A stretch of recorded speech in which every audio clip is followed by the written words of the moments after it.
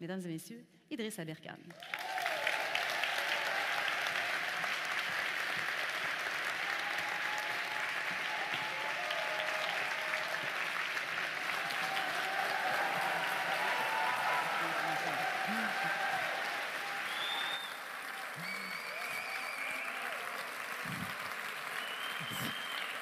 Merci.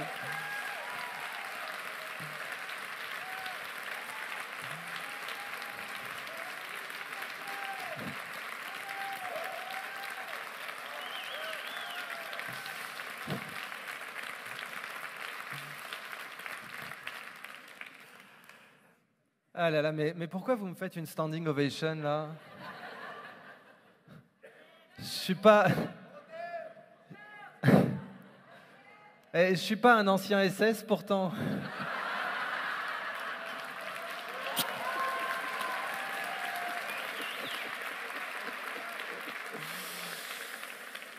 Ah, Justin, si tu nous regardes.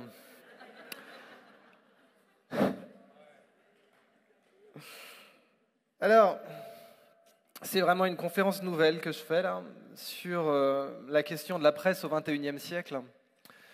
Et en fait, j'en ai voulu faire la continuité de ma précédente conférence à Montréal sur la monnaie. Et tout le sujet de cette conférence, c'est que la presse se comporte comme les banques aujourd'hui. On va faire plein de parallèles entre la monnaie et la presse.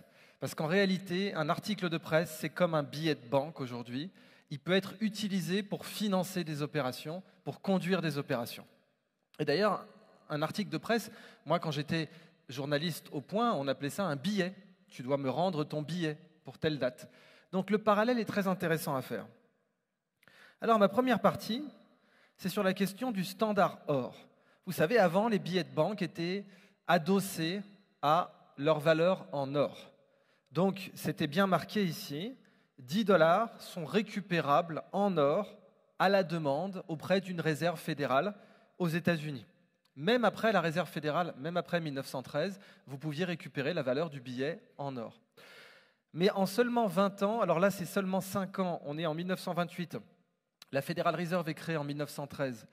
En seulement 20 ans, le standard or va commencer à être abandonné. Alors, au début, les Américains n'avaient plus le droit de posséder de l'or. Roosevelt passe une loi, un ordre exécutif, c'est même pas une loi d'ailleurs, il ne passe pas par le Parlement, et il demande la confiscation de tous les lingots d'or aux États-Unis qui sont détenus par des personnels privés. Et on va garder la même apparence pour le billet, simplement il n'y aura plus d'or derrière.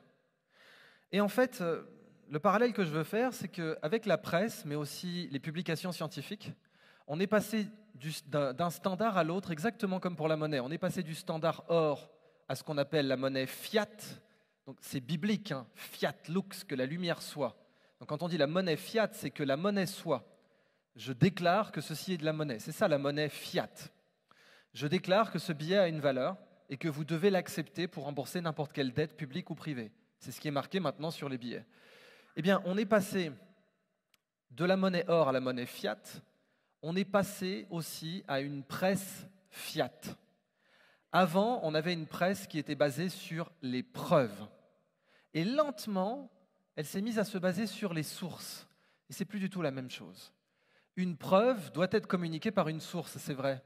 Mais bon, parfois quand on a une source, on n'a plus besoin d'avoir la preuve réelle derrière. Et je vais vous montrer des exemples très concrets de ça. Le standard preuve, qui était l'équivalent du standard or en sciences et en presse, parce que la presse scientifique se comporte comme la presse de toute façon, le standard preuve a été abandonné et aujourd'hui on a simplement le standard source et c'est un des plus grands péchés intellectuels de tout le XXe siècle qui nous suit dans le XXIe siècle. Alors si on prend le cas quand même du standard d'or, voici l'évolution. Vous voyez, au début, les Américains déclarent leur indépendance, notamment pour ne pas avoir à accepter la livre sterling comme monnaie dans les colonies. Et puis, lentement, on a le standard argent, parce que le standard argent, c'était la livre sterling. Vous savez, une livre sterling, ça voulait dire que 1 pound valait 349 grammes, 349 grammes d'argent. 1 pound sterling, ça voulait 349 grammes d'argent. Aujourd'hui, 349 grammes d'argent valent 240 pounds sterling. Donc depuis qu'on est sorti du standard métaux précieux pour la livre, évidemment, elle s'est complètement dévaluée. Pareil pour le dollar. Donc, on est d'abord au standard argent, ensuite on monte avec un standard or très fiable, Et puis à partir de 1933 et jusqu'en 1971, avec l'ordre de Nixon, on sort du standard or. Et là, vous voyez, hein, en 1971, combien valait une once d'or en dollars? C'était 37 et quelques, 34, je ne sais plus exactement, une once d'or. Et aujourd'hui, une once d'or s'approche des 2000 $. Donc on voit comment on a eu une inflation totale. Et ça, c'est la grande maladie des empires. Les empires trichent sur leur monnaie. Les Romains ont triché sur leur monnaie. Les Espagnols ont triché sur leur monnaie. Les Français, les Britanniques, les Anglais, les Américains ont triché sur leur monnaie. Donc c'est quelque chose qui est naturel dans l'évolution des empires, d'imprimer, de frapper une pièce en disant c'est de l'or, alors qu'en fait il reste que 10% d'or dedans ou 5% d'or dedans. Eh bien pour la presse, c'est la même chose. C'est imprimer des billets en disant il y a 100% de preuves dedans, et puis en quelques décennies, vous imprimez un billet de presse dans lequel il y a 1% de preuves, et puis peut-être 0% de preuves. Et c'est ce qu'on va voir ensemble. Entre-temps, depuis la sortie du standard d'or, la dette nationale américaine a complètement explosé. Vous savez qu'aujourd'hui, c'est plus de 31 trillions, 31 000 milliards, 31 millions de millions. Vous savez, par exemple, le salaire médian en France, si on suit le salaire médian en France, 1 million d'euros, c'est à peu près la fortune, c'est la création de richesse de toute une vie pour un Français moyen. Si vous prenez la totalité du salaire d'un Français moyen pour sa vie, c'est à peu près 1 million d'euros. Donc je ne parle pas de ce qu'il a économisé, hein, je parle de ce qu'il a généré dans sa vie. 1 million, d'accord? Eh bien, ça c'est de la fausse monnaie. Quand vous imprimez 31 millions de dettes, ça veut dire que vous estimez que votre économie a généré 31 millions de vies entières en valeur économique. C'est ça que ça veut dire. Hein. 1 million, c'est généré par une vie. Bon, si vous imprimez 31 millions de millions, en très peu de temps, en moins de temps qu'une vie, eh bien, c'est comme si vous déclariez que votre économie a produit l'équivalent des richesses que produirait 31 millions de vies sur 60 ans. C'est un mensonge. Fondamentalement, c'est un mensonge. Avoir autant de dettes dans un État, c'est un mensonge public. Et tout le sujet de cette conférence, c'est que les empires meurent par le faux en écriture publique. Les empires meurent quand ils commencent à tricher sur les écritures, quand on ne peut plus faire confiance en leurs écritures. Alors, un premier exemple très connu, le passage du standard preuve au standard source. Et le professeur Raoult en sait quelque chose, puisque la souche anthrax qui avait été présentée, alors là, il n'y avait pas d'anthrax évidemment en vrai, mais la souche anthrax qui avait été présentée par les États-Unis s'était avérée être une source américaine. En plus, la souche était américaine. Mais Colin Powell avait présenté aux Nations Unies des preuves, soi-disant des preuves, que l'Irak possédait des armes de destruction massive. En réalité, il n'y avait aucune preuve. Par contre, il y avait une source. Alors, quand on regarde un peu les détails, Powell avait déclaré « Toutes les affirmations que je fais sont défendues par des sources solides. Ce ne sont pas des affirmations. Nous vous donnons des faits et des conclusions basées sur des sources solides et du renseignement solide. » En fait, la source s'appelait Curveball. On ne sait toujours pas qui c'est aujourd'hui. Et cette source, en réalité, Colin Powell avait laissé entendre qu'il y avait 5 sources. En réalité, il n'y en avait qu'une. C'était ce fameux Curveball, qui était soi-disant un ingénieur irakien. Soi-disant, on ne sait pas. On n'a aucune preuve que même Curveball a existé. Et ici, on a des rapports même de la CIA, parce que, mine de rien, la CIA sait faire son travail. Simplement, elle est politique. Au-dessus, vous avez des gens qui vont lui dire « nous voulons ces conclusions-là ». Mais la CIA reste une agence de renseignement qui sait faire son travail. Et la première chose qu'elle avait dite, on a les rapports, elle avait dit que Curveball, c'est un menteur. Nous, on a vu, et on a des gens de l'agence, beaucoup d'analystes de l'agence de la CIA qui ont dit « on sait reconnaître des menteurs, c'est notre métier, et votre Curveball, là, c'est un menteur ». Et cette source... Donc là, vous avez ici Will Carson, un journaliste c'est un ancien du Vietnam, mais lui, il est là pour contredire Powell, et il dit, au début, il témoigne, il dit, au début, on nous a présenté ça comme 3 ou 4 sources, et puis en fait, quand on regardait, il n'y avait qu'une seule source. Et c'était ce fameux Curveball, et tout le reste, il n'y avait aucune preuve, 0 preuve de l'existence d'armes de destruction massive en Irak, 0. Mais vous n'avez pas besoin de preuves quand vous avez des sources. Remplacer le standard preuve par le standard source, c'est la pire arnaque qu'on ait jamais faite en science et en journalisme. Parce qu'en science, c'est le scandale du Lancet. Le scandale du Lancet qui déclare que l'hydroxychloroquine tue 10% des gens. Ça veut dire que selon le Lancet, l'article qu'ils ont publié signifie qu'il y a eu 200 millions de morts sur Terre à cause de l'hydroxychloroquine, puisque 2 milliards de personnes ont pris de l'hydroxychloroquine et que leurs données déclarent qu'elle tue 10% des gens. Donc ça veut dire que selon eux, il y a eu 200 millions de morts. C'est complètement faux. Et c'est une source, ce n'est pas une preuve. La totalité de leurs données étaient falsifiées. Les données étaient fausses. Vraiment fausses, on le sait. Ils ont mis des données ethniques alors que c'est interdit en France. Donc sur des données françaises, ils ont mis des données ethniques. C'est interdit, vous ne les avez pas en France. Ils ont mis ensuite des données de nombre de fumeurs en Australie. Ils ont mis des trucs complètement faux. Mais ils ont publié ça, et c'est devenu une source. Olivier Véran, le ministre de la Santé, l'a cité pour justifier l'interdiction de l'hydroxychloroquine contre le Covid-19. Donc cette source a permis des exactions, parce que c'est une exaction. Trahir la politique publique, faire défaut en écriture publique, c'est une exaction, c'est un crime. Vous avez des morts derrière. Mais cette source a permis des morts. Eh bien, la source Curveball pour l'Irak en 2003, elle a permis des millions de morts, des millions de déplacés, des économies détruites. Et même l'économie américaine, on va y revenir, puisque cette guerre, il leur a été présenté par George Bush qu'elle coûterait 60 milliards. En réalité, avec les intérêts d'ici 2050, elle leur a coûté 6 000 milliards de dollars. 6 000 milliards de dollars. C'est ça qu'elle va coûter, la guerre en Irak. Je ne parle même pas du coût humain, et je parle uniquement du coût pour les États-Unis d'Amérique. Je ne parle pas du coût pour la région, des décennies de développement perdus et des enfants tués. Donc voilà ce qui se passe quand on remplace la preuve par la source. Quand on remplace le lingot d'or par le billet de banque, par la monnaie fiat, tôt ou tard, on va finir par détruire l'économie. Quand on remplace la preuve par la source en presse, on va finir par détruire la presse.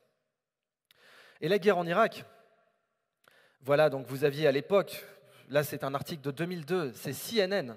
CNN déclare « Les experts sont formels, l'Irak a des tonnes d'armes chimiques ». 2002.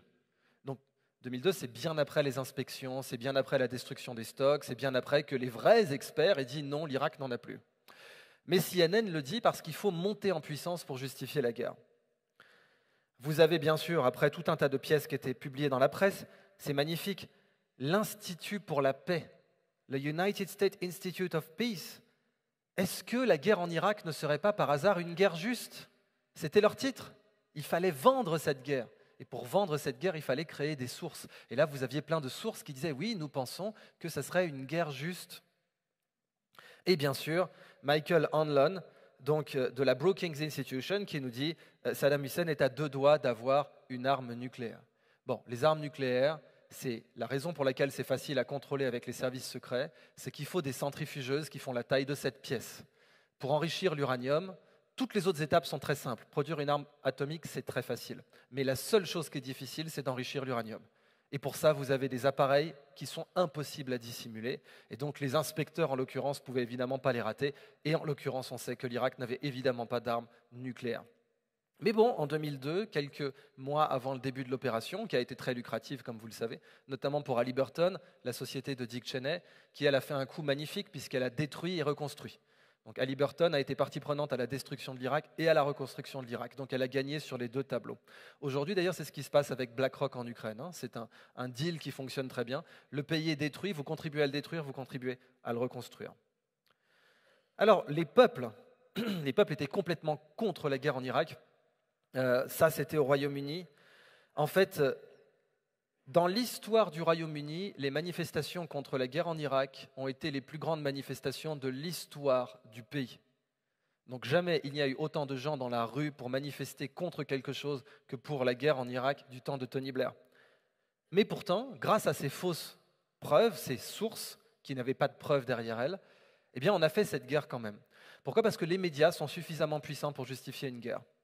Donc le fameux 4e pouvoir, le pouvoir des médias, est un pouvoir démesuré.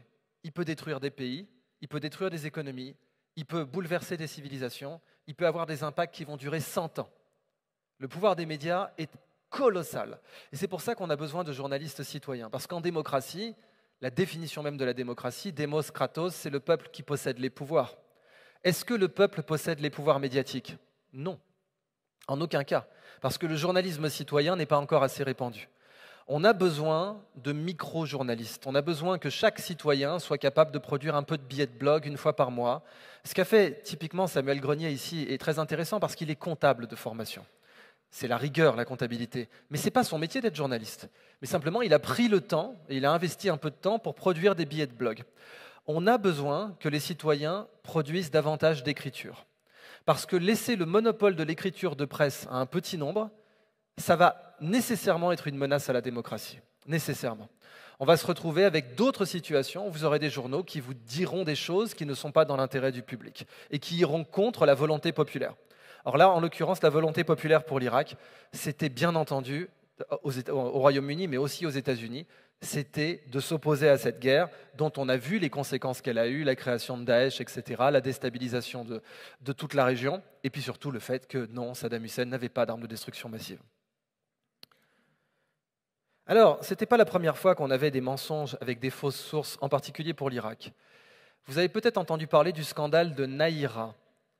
C'est un scandale qui devrait être enseigné dans absolument toutes les écoles. Pendant la première guerre du Golfe, donc 1991, George Bush père, c'est une guerre qui a fait, avec l'embargo qui a suivi, 500 000 enfants morts. 500 000 enfants morts, juste la première. Hein. Et ça, ce sont des chiffres américains que je vous cite. Je ne parle même pas de la seconde, 500 000, un demi-million d'enfants tués.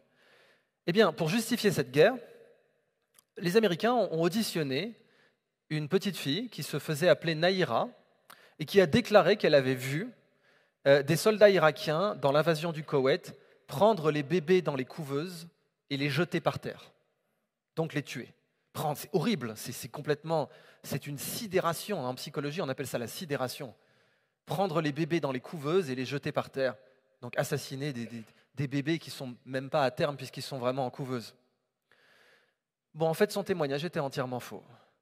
Cette Naïra s'est avérée être la fille d'un ambassadeur du Koweït, de l'ambassadeur du Koweït précisément aux États-Unis. Il n'y avait jamais eu l'affaire des couveuses, ça n'est jamais arrivé. Et même la presse américaine l'a confirmé par la suite. C'était un mensonge. Est-ce que vous imaginez le niveau de cynisme, le niveau d'abomination qu'il faut pour mentir sur ces choses-là? Vous savez, dans le code d'Hammurabi, au XVIIIe siècle avant Jésus-Christ, chez les Babyloniens, chez les Akkadiens même, eh bien, si jamais vous aviez porté une fausse accusation, vous étiez considéré comme coupable du crime que vous aviez accusé. Hein. Si vous avez faussement accusé quelqu'un de viol, vous êtes coupable de viol.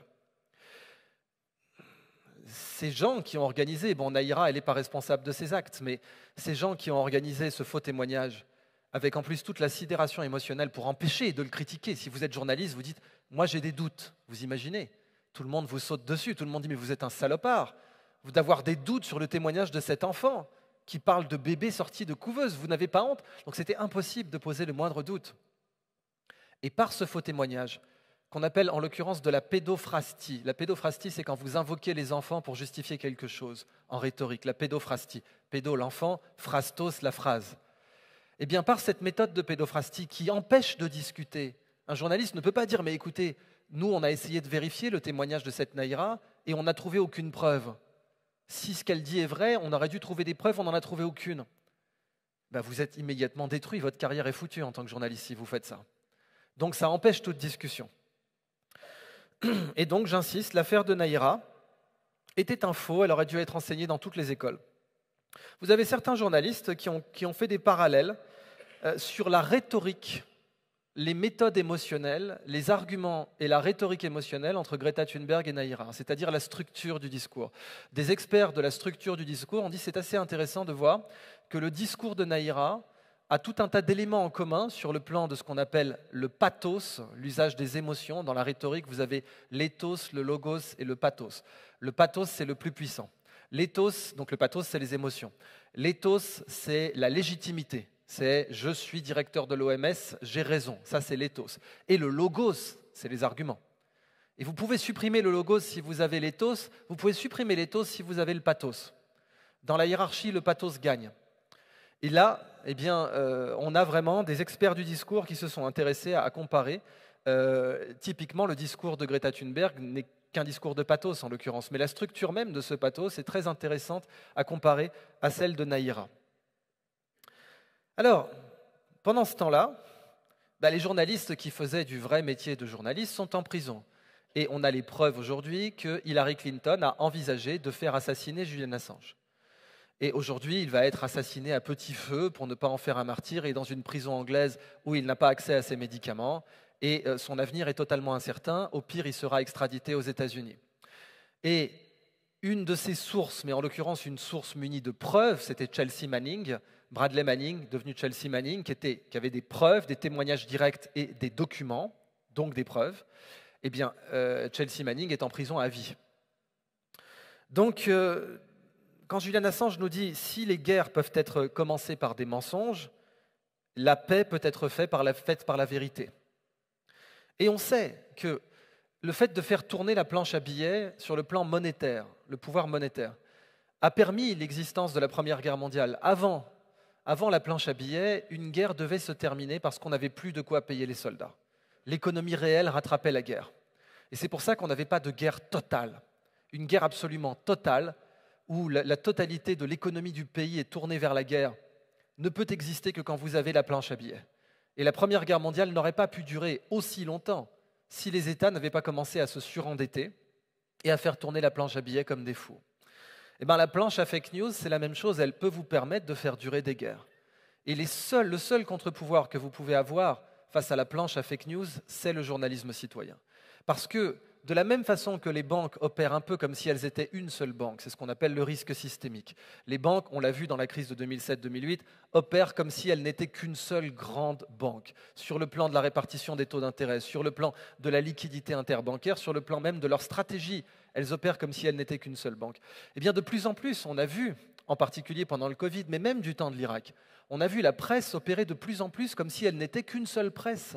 C'était très inquiétant parce qu'avant, on avait des journaux de gauche, de droite, on avait des journaux d'opposition, on avait des journaux qui ne partageaient pas le même avis.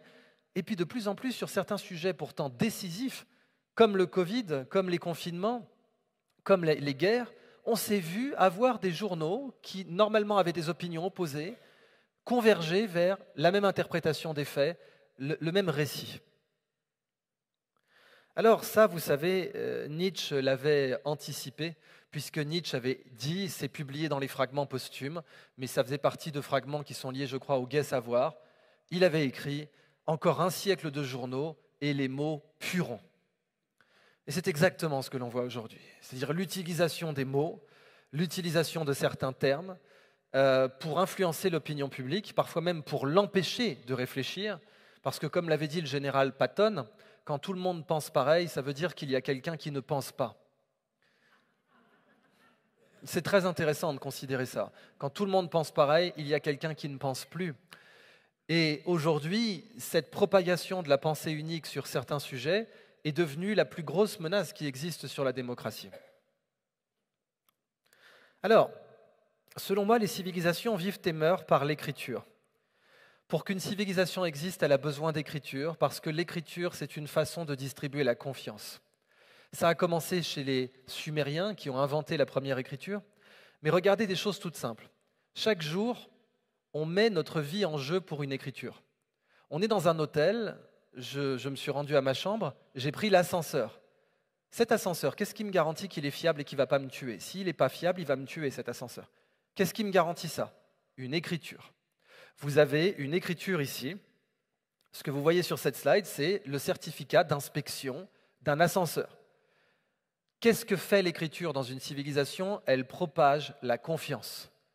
Un homme à l'âge de pierre ne peut pas avoir une confiance comme on l'a aujourd'hui. Le rayon de confiance sans l'écriture, c'est la tribu, c'est l'oralité. Ce sont les gens en qui j'ai confiance. Ce sont les gens avec qui j'ai chassé. C'est le chaman. Donc j'ai un rayon de confiance qui est très restreint. On ne peut pas avoir de civilisation avec un rayon de confiance qui est très restreint. C'est impossible. Pour avoir une civilisation, il faut être capable de faire confiance à des gens que vous n'avez jamais vus. Il faut être capable de dire à quelqu'un « Prends ce billet et avec ce billet, tu pourras acheter quelque chose. Vous ne m'avez jamais vu, je ne l'ai jamais vu, mais ce billet est un intermédiaire de confiance entre deux personnes qui ne se sont jamais vues. » Et le billet est une écriture. Parce qu'avant le billet, on prenait de l'or, il n'y avait pas d'écriture qui disait c'est de l'or, c'était le poids en or. Point. Mais l'écriture permet à des gens de se faire confiance à très grande échelle. Sans écriture, il n'y a pas de civilisation. Mais du coup, la maladie des civilisations intervient dans les écritures, parce que les écritures sont le sang de la civilisation. Et donc, une des maladies graves des civilisations, c'est la leucémie, c'est le cancer du sang. Eh bien, le cancer du sang dans une civilisation, c'est le cancer de l'écriture. C'est quand l'écriture n'est plus digne de confiance. Quand vous avez un certificat qui dit que l'ascenseur a été vérifié alors qu'il n'a pas été vérifié, quelqu'un a été corrompu pour écrire ce certificat. Quand vous avez des marchés financiers qui déclarent que telle action est à tel prix alors que le cours est manipulé. On a eu ça sur le Libor, les taux de change entre les banques. Le Libor, ce sont des milliers de milliards de dollars qui ont été truqués, trichés, détournés sur ces faux en écriture en finance, le scandale du Libor. Aucune incarcération au passage. Personne n'a été inculpé ou incarcéré dans ce scandale du Libor. Eh bien, les civilisations meurent comme ça. Elles meurent d'un cancer de la confiance. Et qui peut sauver la confiance? Les citoyens. Les citoyens peuvent identifier les écritures qui ne sont pas dignes de confiance. Ils peuvent les rapporter en leur nom propre, en disant « Moi, en tant que citoyen, je rapporte loyalement que j'ai vu aujourd'hui une fausse écriture. J'ai vu aujourd'hui un article qui me paraissait pas juste, qui ne me paraissait pas correct. J'ai vu une écriture publique qui ne me paraissait pas correcte et j'ai décidé en tant que citoyen de faire mon devoir, à savoir de rapporter loyalement que cette écriture est fausse. Il n'y a pas d'autre solution connue aujourd'hui que le journalisme citoyen. C'est bien pour ça qu'aujourd'hui on rend les grandes décisions de justice avec un jury, parce qu'en réalité, pour les choses absolument essentielles à une civilisation, on doit en revenir aux citoyens, on doit en revenir au peuple. Il n'y a que le peuple qui peut sauver une civilisation de son cancer du sang, de son cancer de l'écriture. Alors, vous savez que quand Julian Assange parlait d'entrer en guerre avec des faux, avec des mensonges, il parlait déjà du passé, le golfe du Tonkin. Aujourd'hui, vous avez donc un article qui célébrait en quelque sorte les 40 ans du mensonge du golfe du Tonkin. C'était 49 ans précisément avec cet article. Et la NSA avait déjà menti au peuple américain, la NSA existait déjà. Elle avait déjà menti au peuple américain sur l'incident du golfe du Tonkin qui a justifié l'entrée en guerre des États-Unis contre le Vietnam. On sait que c'était un mensonge, frontal, direct, éhonté. Et pourtant, il a justifié auprès de l'opinion publique l'entrée des États-Unis dans la guerre au Vietnam. Avec des articles comme cela, typiquement, on doit se battre parce que nous le devons. Fight if we must, c'était le nom de cette résolution. Résolution Fight if we must, on le doit. Pourquoi on le doit? Parce qu'il y a une fausse source qui a déclaré qu'il y a eu un incident grave dans lequel les Vietnamiens sont impliqués, ce qui était faux. Et cette fausse source a justifié des lois et des guerres. Donc Snowden même le rappelait, il disait « Maintenant, la totalité du système tourne autour du fait que si vous répétez suffisamment fortement et suffisamment souvent un mensonge, la majorité va le croire. » Pourquoi? Parce qu'on est obligé de faire confiance en civilisation. Comme je vous l'ai dit, la totalité de nos déplacements, de notre vie au jour le jour, est basée sur la confiance. C'est pas mal de faire confiance.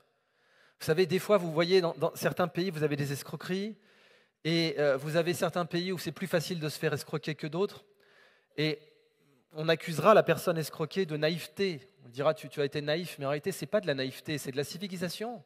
Faire confiance à son prochain, c'est un haut degré de civilisation. Les villages où les gens ne ferment pas la porte, je ne les appelle pas naïfs, je les appelle civilisés. Je les appelle très civilisés. Ils ont créé une communauté où ils sont capables de faire confiance à leur prochain, avec un haut niveau de fiabilité. Ce n'est pas de la naïveté, ce n'est pas quelque chose dont on devrait se sentir coupable. C'est le plus haut niveau de civilisation que de faire confiance à des humains. Mais le problème, c'est que dès que vous avez de la confiance, vous avez des profiteurs. Vous avez des gens qui vont profiter du fait que vous êtes obligé de faire confiance. Moi, quand je suis monté dans l'ascenseur, je n'ai pas pris mon téléphone pour demander la vérification du certificat de contrôle. Quand j'ai acheté ces vêtements, je n'ai pas vérifié qu'ils étaient bien faits dans le matériau dont ils étaient faits. En l'occurrence, c'est du chanvre, j'en suis très fier, parce que c'est un matériau très intéressant. Je ne suis pas allé vérifier. Je ne suis pas allé dire, voilà, est-ce que c'est vraiment bien du chanvre, ce smoking? Donc on passe notre vie à faire confiance. Et c'est comme ça que la maladie peut s'insinuer, justement, pour faire en sorte que des gens escroquent la confiance, abusent de la confiance. Vous savez, l'abus de confiance, c'est un crime. Enfin, c'est un délit pénal. Donc, ce qu'explique Edward Snowden, c'est que c'est pas parce que les gens sont idiots que ça marche, c'est parce que notre haut degré de civilisation fait qu'on est obligé de faire confiance et que donc si on répète souvent le même mensonge, vous avez une proportion significative de la population qui va faire confiance.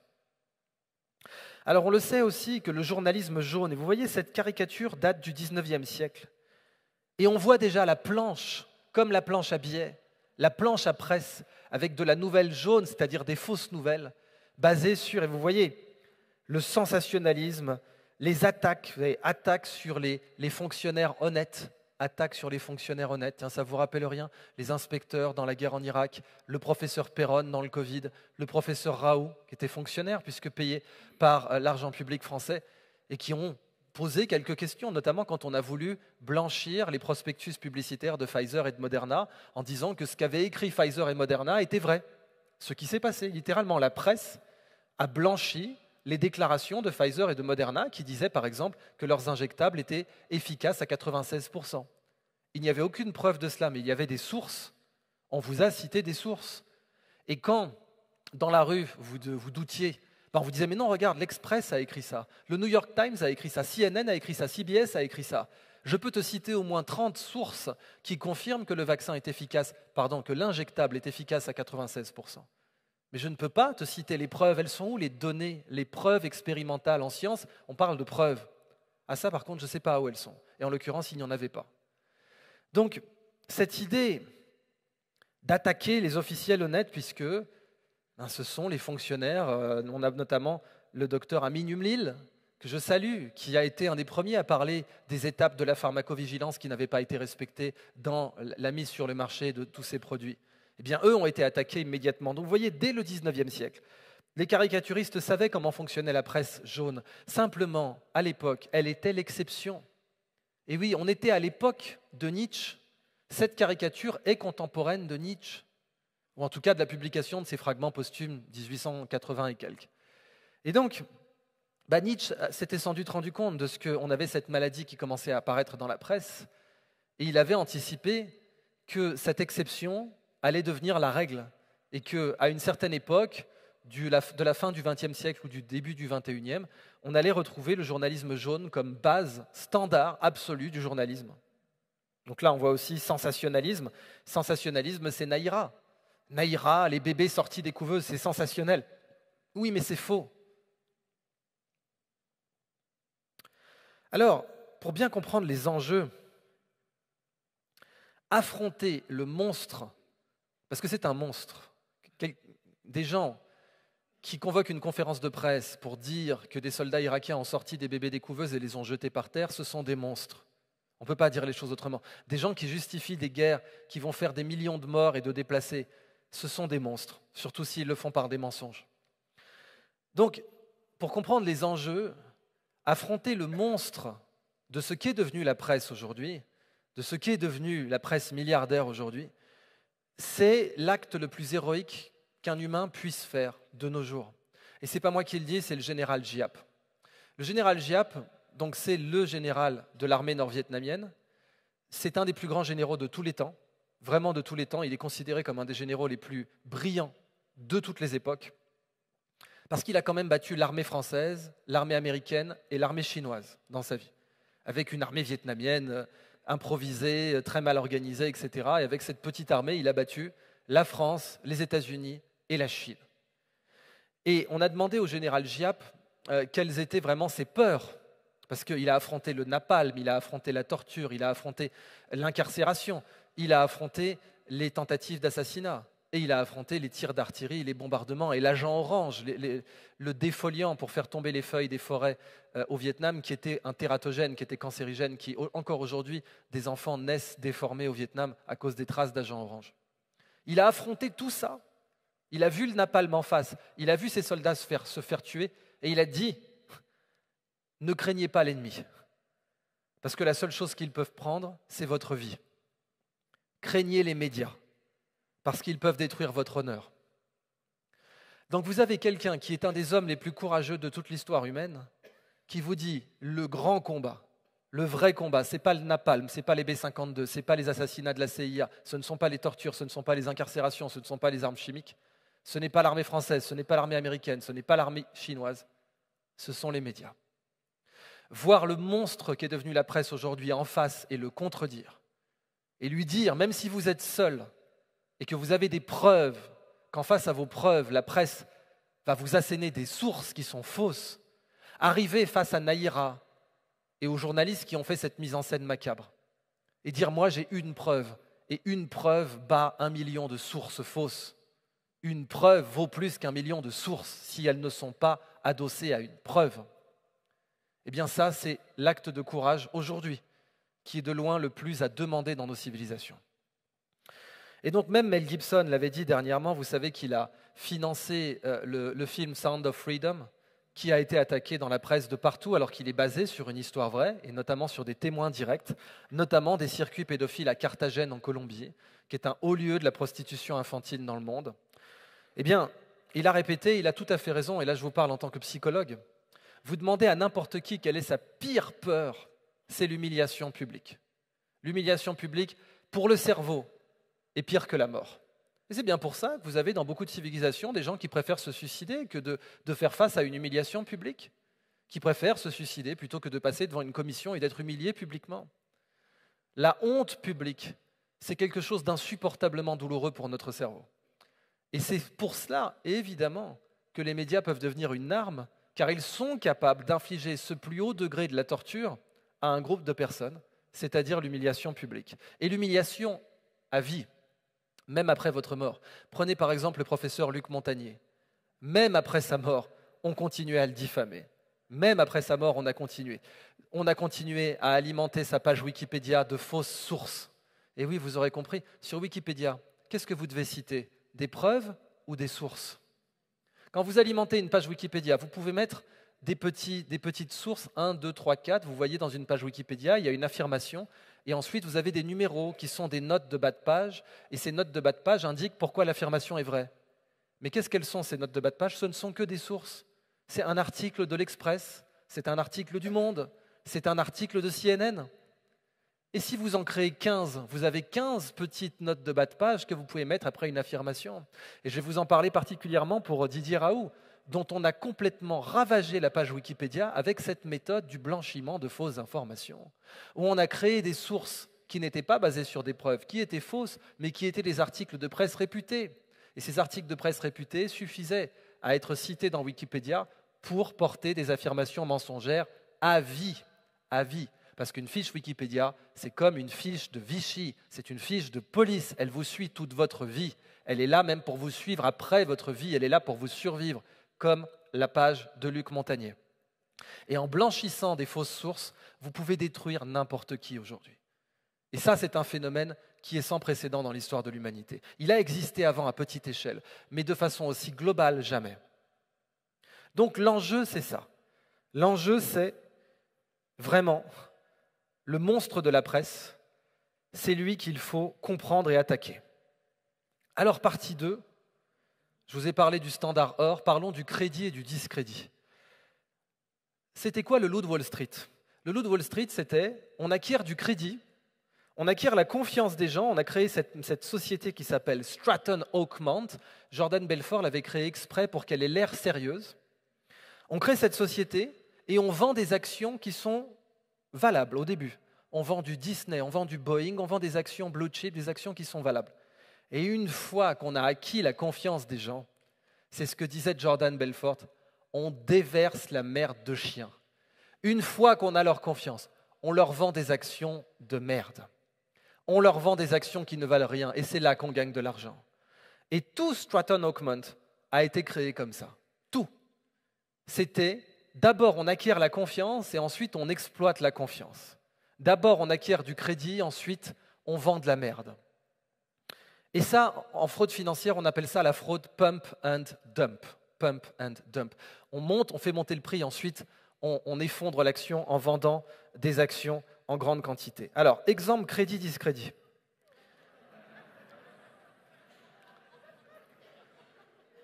La presse aujourd'hui est plus puissante qu'une banque, parce qu'une banque ne peut pas vous faire du discrédit. Une banque peut vous faire crédit, mais une banque ne peut pas vous faire discrédit. La presse, si. La presse peut vous créditer. Elle peut créditer n'importe qui. Elle a créé Macron. Macron n'existait pas, il n'avait aucune carrière politique, il n'a jamais été élu. Mais la presse l'a crédité. Vous allez voir les banques de presse, parce qu'elles fonctionnent comme des banques, et vous leur dites « je voudrais un crédit. Je voudrais un crédit pour devenir président de la République, pas de problème. » Mais n'oublie pas, on lèche, on lâche, on lynche. Si on t'a fait crédit, on peut très bien te faire discrédit quand on veut. Et d'ailleurs, pour que tu n'aies pas le moindre doute, regarde ce qu'on a fait à ces gens. Fillon, discrédit immédiat. La presse a titré sur... Donc Fillon, c'était l'opposant d'Emmanuel Macron. Et la presse a titré sur des affaires sur lui. En face, la Macronie a eu des affaires bien pires, des scandales bien plus graves. Le scandale de McKinsey, on a même eu des scandales de pédophilie pour certains membres du parti d'Emmanuel Macron. On a eu des scandales de détournement de fonds, on a eu des scandales d'abus de confiance, des trucs extrêmement graves. La presse n'en a quasiment pas parlé. Par contre, faire un discrédit de masse sur François Fillon, ah oui, aucun problème. Crédit, discrédit, regardez. Je vous rappelle que la presse canadienne a dit qu'il y avait des nazis parmi les truckers. Une certaine presse canadienne a écrit qu'il y avait des nazis et des fascistes parmi les truckers. Par contre, quand un véritable SS est invité à l'Assemblée, est invité au Parlement, eh bien là, vous avez une presse qui dit « c'est pas si simple, c'est pas si simple, c'était pas forcément un nazi.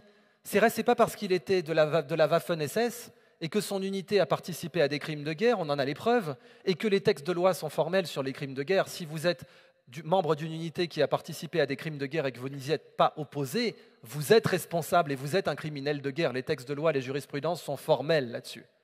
Et bien là, vous avez la presse qui dit « c'est pas si simple ».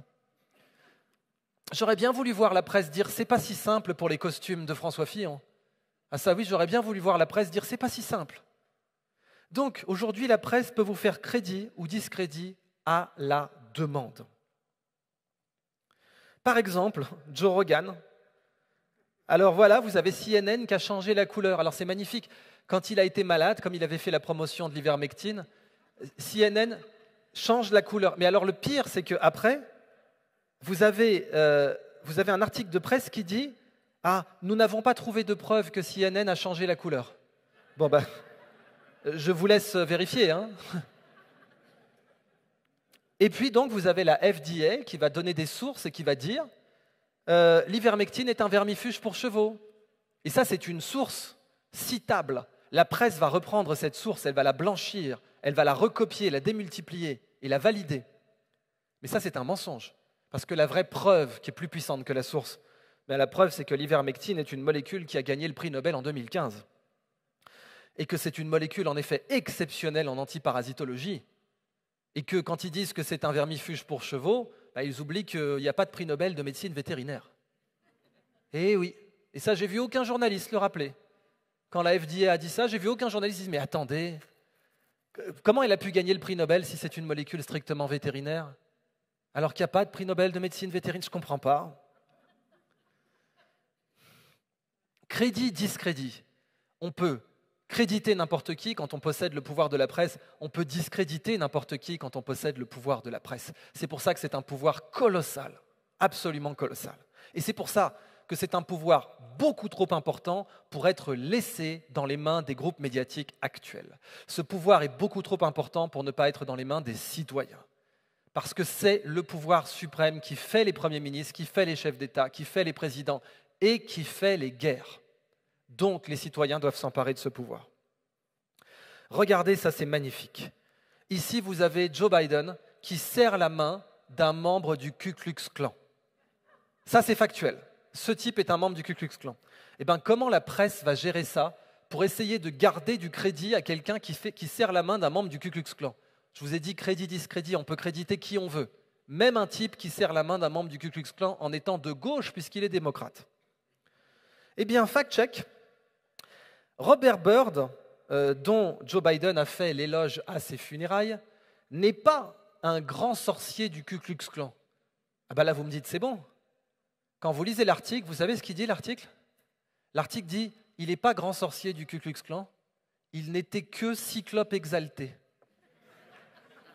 Ah bah, du coup, je suis bien content de savoir qu'il n'était que cyclope exalté. En plus, je suis logiquement un spécialiste de la hiérarchie du Ku Klux Klan.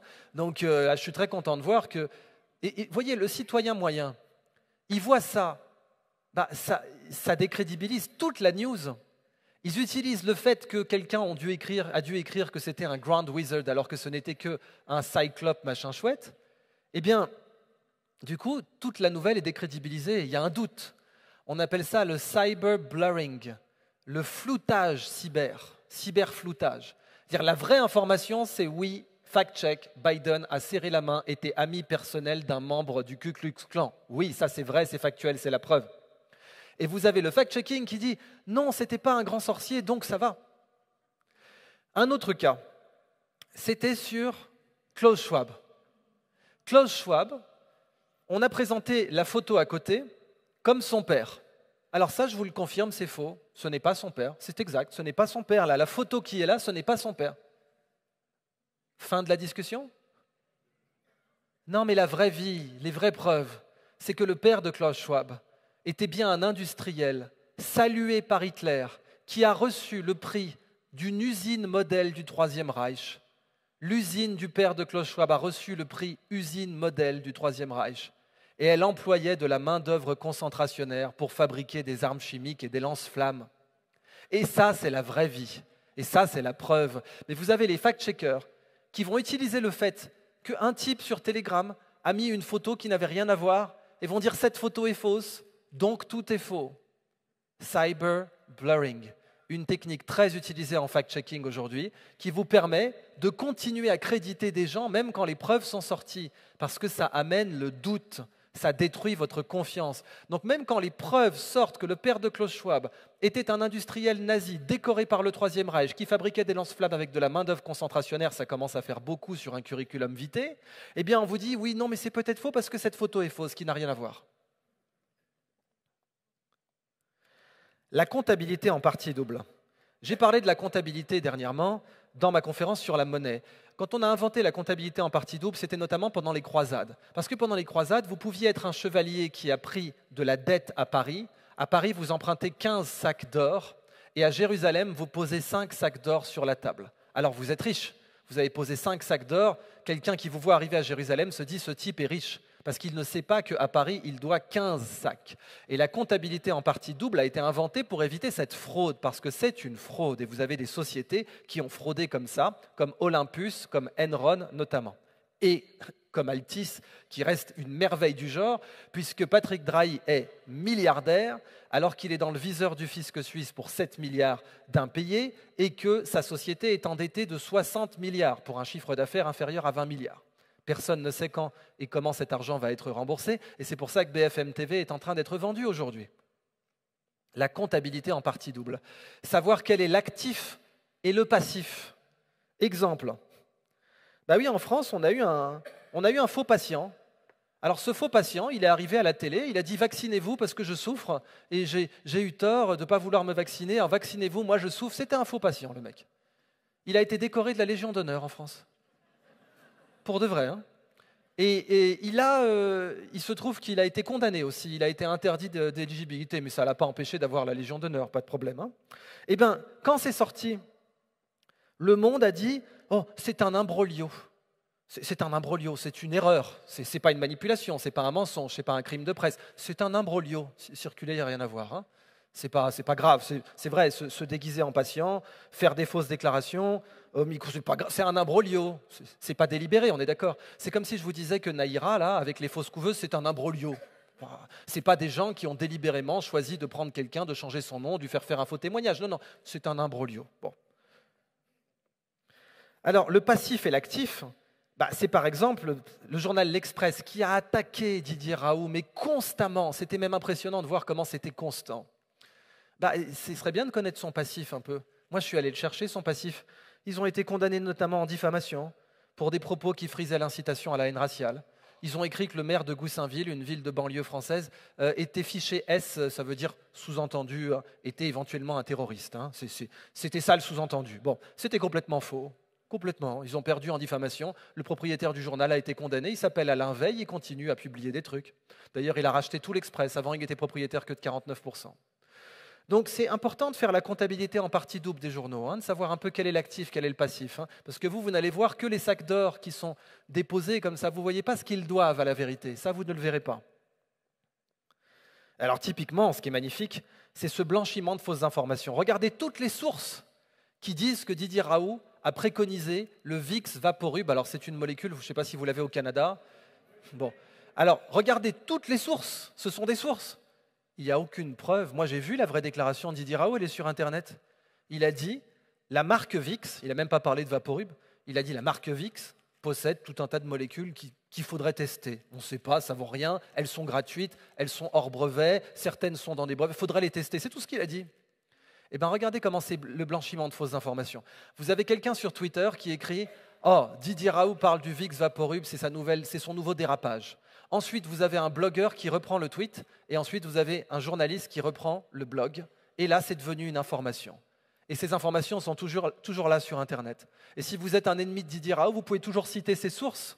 Quand vous voulez discréditer, crédit, discrédit, vous voulez discréditer Didier Raoult, eh bien, vous dites, regardez, l'Obs a dit qu'il a recommandé le VIX Vaporub. C'est un mensonge, frontal, direct. Mais bon, c'est dans la presse. Donc c'est forcément vrai, n'est-ce pas? Parlons-en 5 minutes. Combien de fois Forbes a fait faire la couverture à des escrocs condamnés en justice? Forbes a fait faire la couverture à Elizabeth Holmes, la patronne de Theranos, qui est en prison pour plus de 11 ans pour fraude. Et c'est systémique chez Forbes. Hein. Vous avez Samuel Bankman-Fried qui a détourné alors là des dizaines de milliards. Il tapait directement dans les comptes de ses clients, le mec, hein, sans pitié. Vous avez un long témoignage ici que je n'ai pas le temps de vous détailler, où vous avez un ancien membre de FTX, la banque de crypto-monnaie, qui vous dit « Oui, j'ai assisté à des crimes chez FTX. Oui, il y a eu ceci, oui, il y a eu cela. Le type est inculpé. » Bon, Forbes lui donnait du crédit. Parce que crédit, discrédit, c'est ça le pouvoir de la presse. On peut créditer qui on veut, même un ancien nazi. Et on peut discréditer qui on veut, même un médecin qui a soigné 30 000 patients. Et c'est ça le pouvoir dont on jouit. Alors Jim Cramer, c'est magnifique. Lui, il avait dit, Elizabeth Holmes, qui encore une fois est en prison pour 11 ans pour escroquerie, vous êtes la nouvelle Steve Jobs. Ce type est encore en service. Ce type fait encore des leçons dans la presse financière américaine. Et là, alors vous avez un article dans le Guardian qui dit, bon, ça commence à faire beaucoup de gens qui ont été cités par Forbes qui ont fini en prison. Ça commence à faire beaucoup de gens qui sont dans la liste des, vous savez, les 30 de moins de 30 ans. Donc chaque année, Forbes fait la liste de 30 personnes de moins de 30 ans qui vont devenir, selon eux, de grands capitaines d'industrie. Et là, le Guardian fait le bilan, il y en a quand même beaucoup qui ont fini en tôle. Hein. Je ne sais pas si vous avez fait votre travail de journaliste ou pas. Alors, crédit, discrédit, toujours. Dites-vous bien, la presse est un canon chargé. Vous savez, avant, les vieux fusils, on les chargeait à la gueule. Donc on mettait la poudre, on mettait la balle, on les chargeait à la gueule. La presse est un canon chargé. Elle se charge, elle se décharge. Comment elle se charge en crédibilité? En faisant des articles qui sont corrects, tout de même. La majorité des articles, surtout les plus banals, les plus simples, alors ça c'est correct, les articles de presse vraiment sur des trivialités. Et bien là, elle charge sa crédibilité. Et une fois qu'elle est chargée, elle peut décharger sa crédibilité pour attaquer quelqu'un, pour discréditer quelqu'un, ou pour sortir une fake news, par exemple, Naïra. Alors, je vous donne un exemple assez simple. En presse financière, c'est très connu, les méthodes de discrédit, vous pouvez payer des journaux pour le faire. Alors, ce n'est pas une société que j'aime, en l'occurrence, c'est Taser. Mais Taser a été détruit en bourse parce que USA Today a publié de fausses nouvelles sur eux. C'était faux. Ils ont multiplié le voltage de leurs appareils par 1000. Ce n'est pas une grosse erreur, c'est juste par 1000. Et donc, dans leur article, ils ont écrit, voilà, le voltage des tasers, c'est 1000 fois plus que ce qu'était dans la vraie vie. Et, c'était faux. Ils ont publié un démenti. Mais le démenti, c'était 2 lignes, 3 mois plus tard. Et c'est ça aussi, l'actif et le passif, la comptabilité en partie double. Vous voyez les 5 sacs d'or, les 5 sacs d'or, c'est l'article qui dit taser à tel voltage. Mais en fait, la dette envers la vérité, c'est que 3 mois plus tard, ils vont écrire « Désolé, on s'est trompé ». C'est pareil avec l'Express. Quand ils disent que le maire de Goussainville est fiché S, donc sous-entendu vraiment que c'est un terroriste, 3 mois plus tard, pardon, c'était une erreur, ou comme dirait Le Monde pour le faux patient, c'est un imbroglio. J'aime beaucoup cette métaphore, vous voyez, une cigarette. D'un côté, vous avez le marketing et de l'autre, vous avez la vérité. C'est-à-dire, le marketing, c'est royal. Donc, sous-entendu, si vous fumez ça, vous êtes l'égal d'un roi. C'est ça que ça veut dire au cerveau inconscient. Et puis en dessous, il y a la vérité. La vérité, c'est smoking kills. Ça, c'est la vérité, ça. Eh bien, la presse aujourd'hui, c'est ça. Sauf qu'il n'y a personne qui a encore mis « press kills ». Parce que quand la presse vous fait rentrer dans la guerre en Irak, elle tue. Quand la presse fait témoigner Naïra, la fausse Naïra, elle tue. Il n'y a pas encore ce message-là. Alors ça commence, ce sont les community notes sur Twitter. Vous avez les community notes qui commencent à démentir. Et puis, bien sûr, rappelez-vous, quand vous aviez les médecins qui étaient utilisés comme symbole pour recommander les cigarettes Camel. Hein. Alors, typiquement, crédit-discrédit, le professeur confinement, c'est M. Ferguson, dont a parlé le professeur Raoult. Alors lui, tous ses modèles étaient faux. Mais c'est tranquille, hein. Ces modèles étaient bidons de bout en bout. Il n'y a pas un de ces modèles qui s'est avéré efficace à l'échelle des recommandations politiques.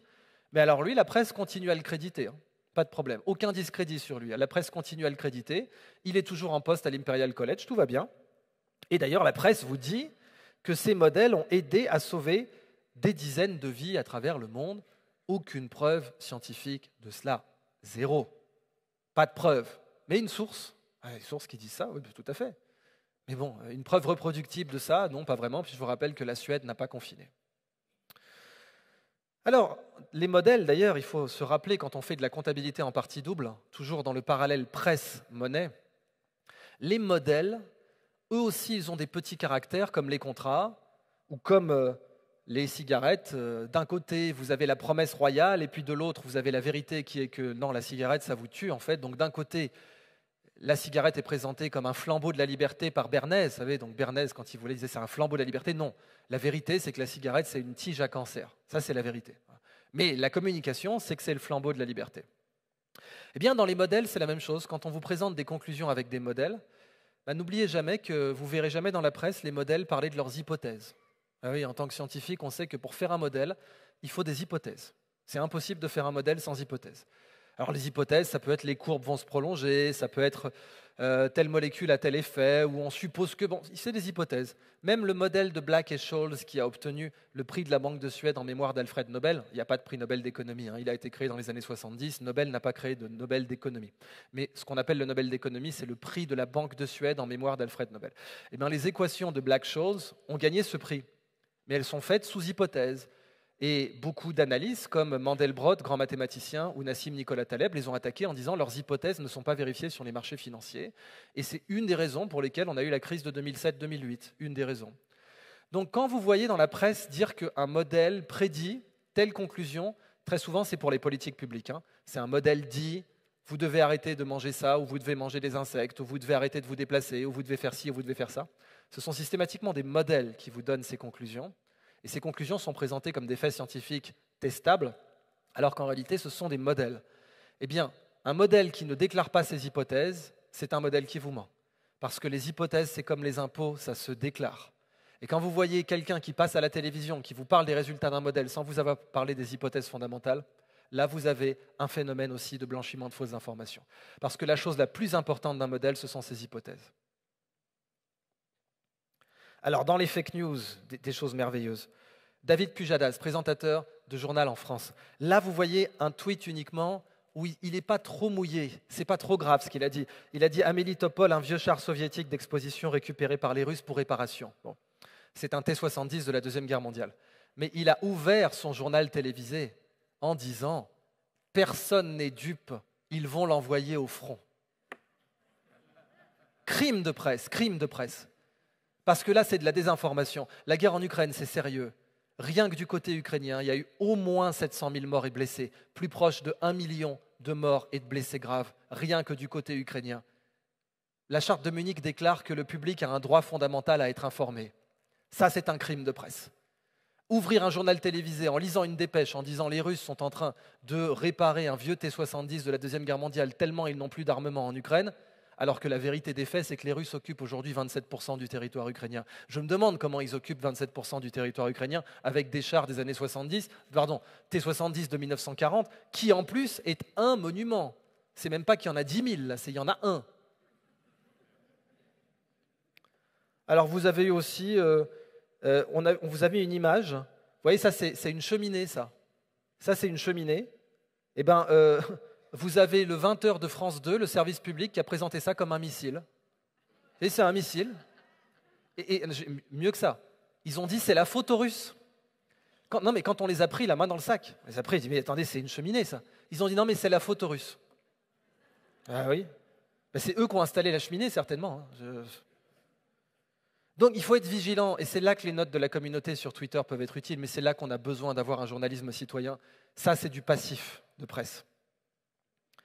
Alors, dans Star Wars, vous savez, il y a des trucs assez horribles. Dans Star Wars, vous avez les décraniés. Les decraniated, c'est horrible, c'est des esclaves dont on enlève tout le cerveau pour qu'ils soient des droïdes, ce soient des robots. Donc, c'est des androïdes, c'est de la chair, ça a été un vrai être humain, mais on leur a enlevé tout le cerveau juste pour qu'ils soient capables d'exécuter des ordres. Ça vous fait penser à quelque chose ? Quelqu'un qui vous balance que les Russes ont sorti un char T-70 comme monument historique pour l'envoyer au front, il ressemble plus à ça ou à Julian Assange comme journaliste ? Parce que bon, pendant la Première Guerre mondiale, on avait des cas de ça. Ça, c'est enseigné dans les livres scolaires en France. Hein. Regardez un peu les nouvelles qui étaient écrites par la presse française pendant la Première Guerre mondiale. La valeur éducative de la guerre n'a jamais fait de doute pour quiconque est capable d'un peu d'observation réfléchie. Ah bah, ça c'est bien ça. Adieu que la guerre est jolie avec ses champs, ses longs loisirs. Bon alors là c'est Apollinaire et le pauvre il va être blessé de guerre grave, il va avoir un bandeau toute sa vie, hein, donc son opinion a un peu changé entre-temps. Les Allemands tirent fort mal et fort bas. Quant aux obus, ils n'éclatent pas dans la proportion des 80%. Bon, c'est complètement faux, ça, hein, mais pas de problème. Hein. Leur artillerie lourde est comme eux, elle n'est que bluff. Leurs projectiles ont très peu d'efficacité et tous les éclats vous font simplement des bleus. Presse française. Hein. L'inefficacité des projectiles ennemis est l'objet de tous les commentaires. Les shrapnels éclatent mollement. Ça veut dire quoi, éclater mollement ? Pardon, et tombent en pluie inoffensive, comme un feu d'artifice, vous voyez. Quant aux balles allemandes, elles ne sont pas dangereuses. Elles traversent les chairs de part en part sans faire aucune déchirure. Est-ce que vous avez vu le nom du journal qui écrit ce ramassis de conneries ?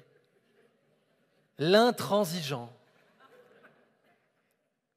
Donc, Nietzsche avait compris qu'encore 100 ans de journalisme et les mots pueront. Parce que ça, c'était l'exception. Mais les seuls qui peuvent faire en sorte que ça reste l'exception, c'est les citoyens. Parce qu'il y a un principe simple en sciences cognitives. Hein, tant que je gagne, je joue. Si je vois que je peux créer des guerres, si je crois que je peux créer des présidents, si je crois que je peux créditer et discréditer qui je veux, et que personne ne m'en empêche, ben je vais continuer. Je gagne, je joue. Et aujourd'hui, les seuls qui peuvent empêcher le quatrième pouvoir de devenir un monstre, ce sont les citoyens. Alors regardez, ça c'est horrible, parce que ça c'est vrai. Un petit enfant réfugié syrien, sur une plage, de Bodrum à Halikarnas, magnifique station balnéaire en Turquie, donc évidemment le contraste ne pouvait pas être plus intense, et ça c'est vrai, c'est vraiment arrivé, on a eu un bébé réfugié comme ça, qui a été retrouvé sur une plage. Et en face, alors c'était la guerre en Syrie, personne ne s'est posé la question de pourquoi il y avait cette guerre, pourquoi il y avait ces mouvements de réfugiés, etc.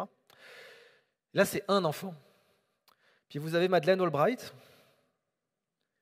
Je vous rappelle que dans une interview, quand on lui a demandé ce qu'elle pensait des 500 000 enfants tués par l'embargo américain pendant la première guerre du Golfe, elle a dit « It was worth it ». Ça valait le coup. 500 000. Si je tapissais toute ma présentation de cette photo, je n'aurais pas la place pour la mettre en 500 000 copies. Quand je vous parle de comptabilité en partie double, la pédophrastie, etc. Pourquoi on ne parle pas davantage de ça aussi ? Ou pas davantage ? Pourquoi on n'en parle pas autant ?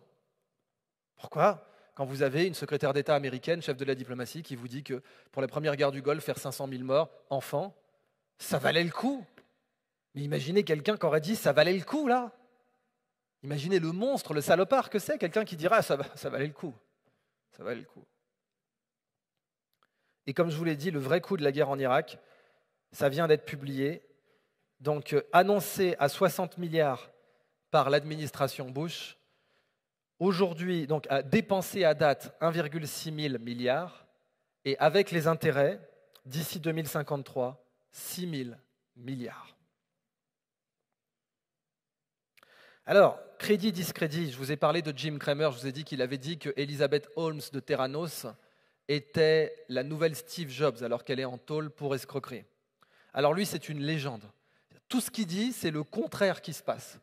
Il est toujours journaliste aujourd'hui, il est toujours dans la presse financière, mais en fait, c'est tellement le contraire qui se passe que vous avez des investisseurs qui ont créé l'Inverse Jim Cramer Index. C'est-à-dire, vous investissez, vous faites l'opposé, c'est la boussole qui indique le sud. Alors, par exemple, il vous dit, c'est des dates américaines, donc c'est le 10 mars, janvier, février, mars, c'est le 10 mars. Il vous dit, la First Republic Bank est une très bonne banque. Et puis bon, là, c'est le 13 mars, elle perd 66%. Voilà, 3 jours plus tard. Donc ça, c'est la légende. Il vous dit, achetez du Disney à 98. Il vous dit ça le 20 novembre. Et il vous dit, achetez du Disney à 98 $. Bon, Disney tombe à 85. C'est ballot, en décembre, un mois plus tard. Il vous dit, les banques sont les nouveaux leaders des marchés financiers aux États-Unis. Bon, alors il y a le Inverse Cramer qui dit, si Jim Cramer dit ça, ça veut dire que les banques, elles sont foutues, quoi. Bon, en effet, 5 jours plus tard, Wells Fargo perd 10%, Bank of America perd 12% et Goldman Sachs perd 7% en 5 jours. Bon. Juste après qu'il ait dit, les banques sont les leaders de l'économie américaine, elles sont solides, etc. Bon. Là, il dit Coinbase, donc pareil comme FTX, hein. Coinbase, on pense que l'action va aller à 475. Et puis juste après, il vous dit je m'attendais à ce que l'autorité des marchés financiers fasse une enquête sur Coinbase. Coinbase, entre-temps, a été divisé par 2. Hein. Donc, vraiment, Jim Cramer, c'est en finance, tout ça pour vous dire que ce que je vous raconte sur les médias, en finance, on le sait déjà. En finance, on sait que la valeur de preuve d'un communiqué d'un éditorialiste, ça vaut rien. Et que si ça valait quoi que ce soit, les hedge funds licencieraient tous leurs analystes, tous leurs techniciens, tous leurs spécialistes, parce qu'il suffirait de regarder ce que dit Bloomberg et MSNBC. Bon. Or, ce qui est vrai en finance est vrai aussi pour la géopolitique, est vrai aussi pour la santé publique, est vrai aussi pour la politique. Parce qu'un Pujadas qui vous sort « oui, les Russes sont en train de récupérer un char soviétique », ça veut dire en gros les Russes sont en train de gagner la guerre. Hein. Si vous faites le Inverse Pujadas Index, c'est ça que ça vous donne comme information. Alors, dans les fausses informations, typiquement scientifiques, retenez que les articles scientifiques sont des articles de presse aussi. Quand on est chercheur, on dit « in press », dans la presse. Quand on est en train de préparer un article scientifique qui va paraître, on dit « il est in press ». C'est la presse scientifique, c'est la littérature scientifique, c'est la presse scientifique. Le niveau de fraude n'a jamais été aussi élevé. Jamais, depuis que la littérature scientifique existe. Alors on a la preuve que l'industrie du sucre a payé une fausse étude dans le JAMA dans les années 60 pour attribuer des maladies qui étaient attribuables au sucre à la graisse. Donc c'est pour ça que depuis les années 60, vous avez vu beaucoup de médecins dire attention aux graisses, attention au cholestérol, etc. En réalité, le rôle des graisses dans l'obésité et dans d'autres maladies importantes qui sont liées au sucre a été totalement surestimé et le rôle du sucre a été occulté. Et oui, parce que les maladies étaient là, il fallait trouver un coupable. On a juste changé le coupable. Vous avez bien sûr ces nouveaux travaux. Quelle proportion des articles scientifiques sont faux? C'est une proportion colossale. Vous avez bien sûr la première grande étude de Ioannidis qui a été enrichie, éditée, commentée depuis, qui disait la plupart des publications sont fausses, en nombre. Oui, des publications scientifiques à comité de lecture qui sont passées devant une revue sont fausses, en nombre.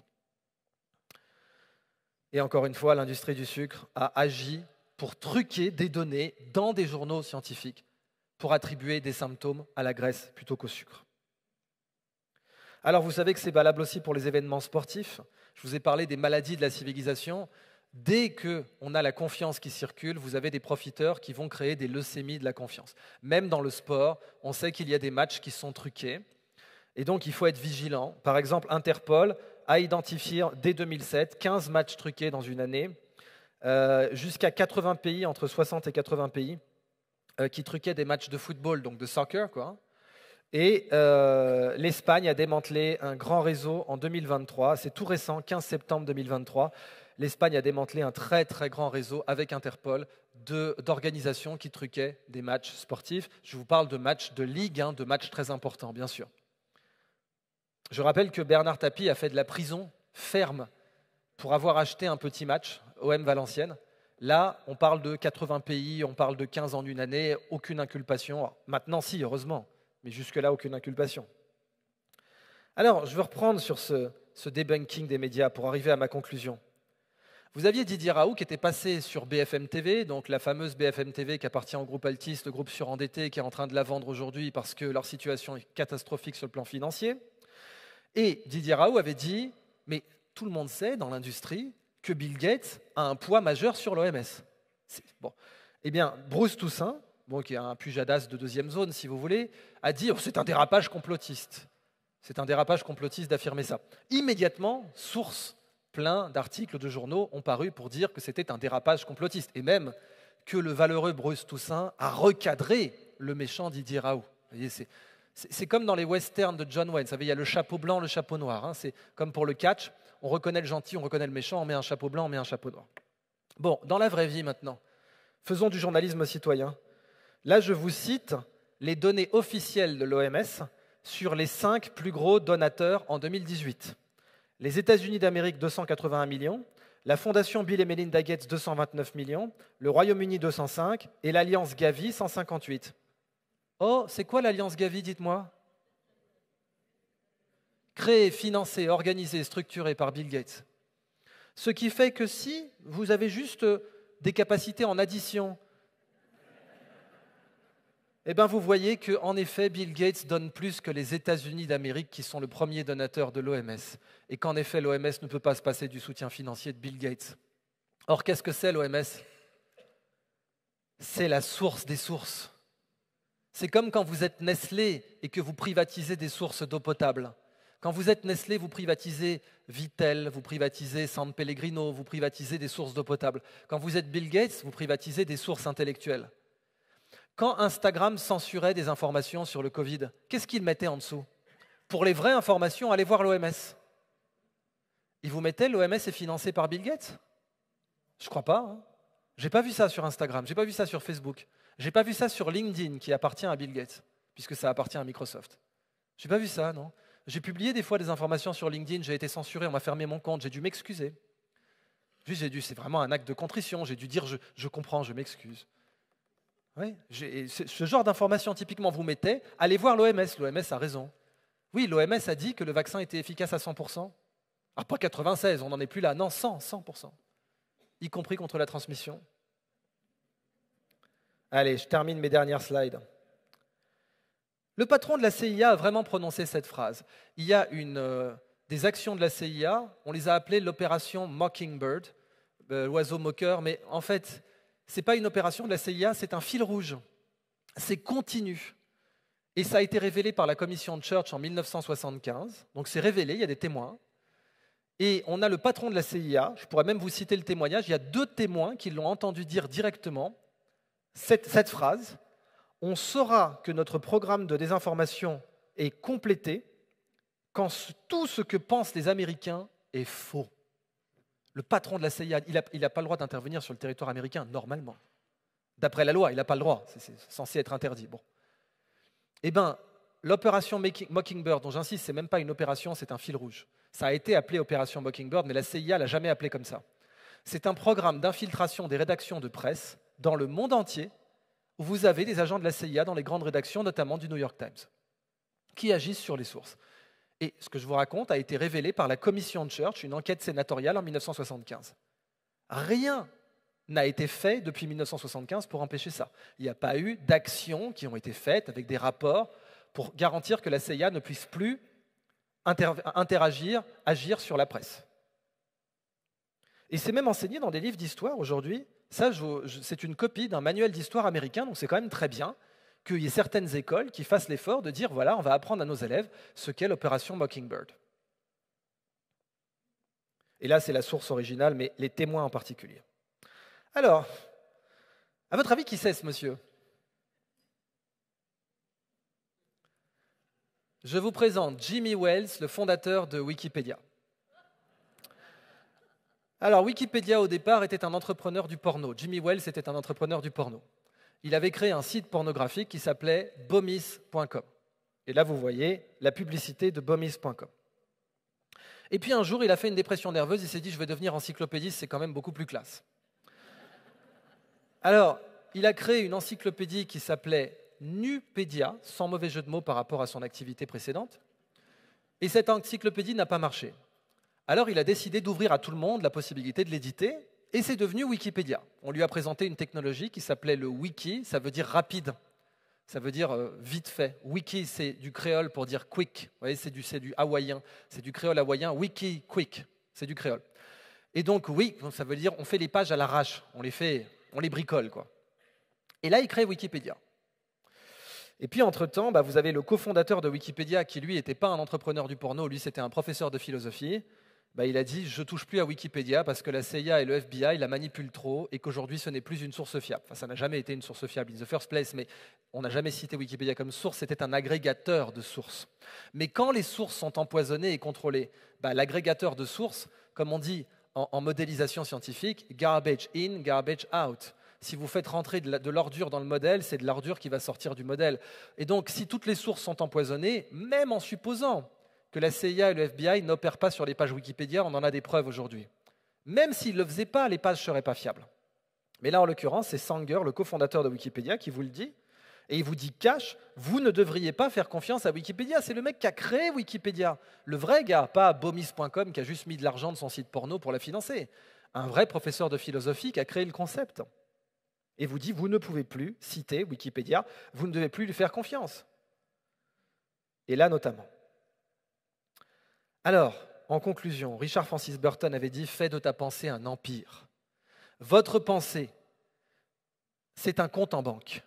Et la banque de presse vous met des billets dedans. Dans votre intellect, la banque fait des dépôts. Elle fait des billets, elle dépose des billets, elle vous oblige à accepter des billets.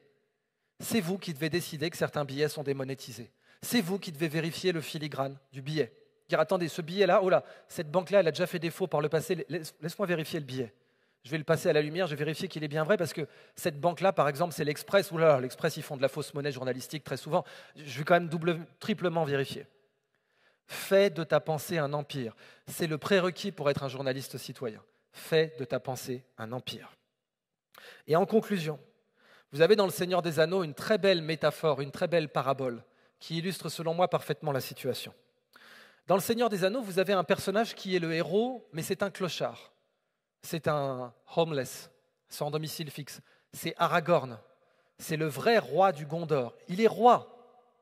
Sa nature, c'est d'être roi. Son être, c'est d'être roi. Mais ce que l'étiquette dit de lui, c'est que c'est un strider, quelqu'un qui erre. C'est un personnage errant, c'est un clochard. Et en face, vous avez l'intendant du Gondor. L'intendant du Gondor, c'est Denethor II. Alors, il est intendant, il est steward, mais il se donne un nom de dynastie, Denethor II. Donc il se prend pour un roi. Donc d'un côté, vous avez le type qui se prend pour le roi du Gondor et qui est fou et qui, je ne vous spoile pas le film, a une fin tragique. Et puis de l'autre, vous avez le héros qui est le vrai roi. Et vous savez que le nom du dernier épisode du Seigneur des Anneaux, c'est le retour du roi.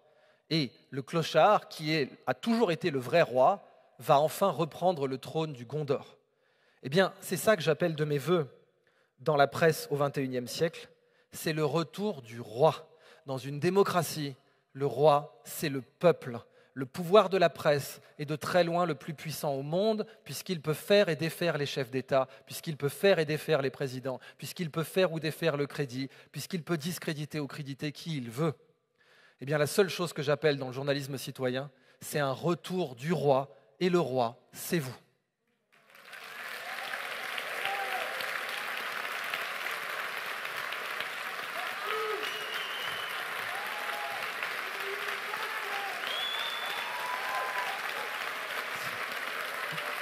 Merci.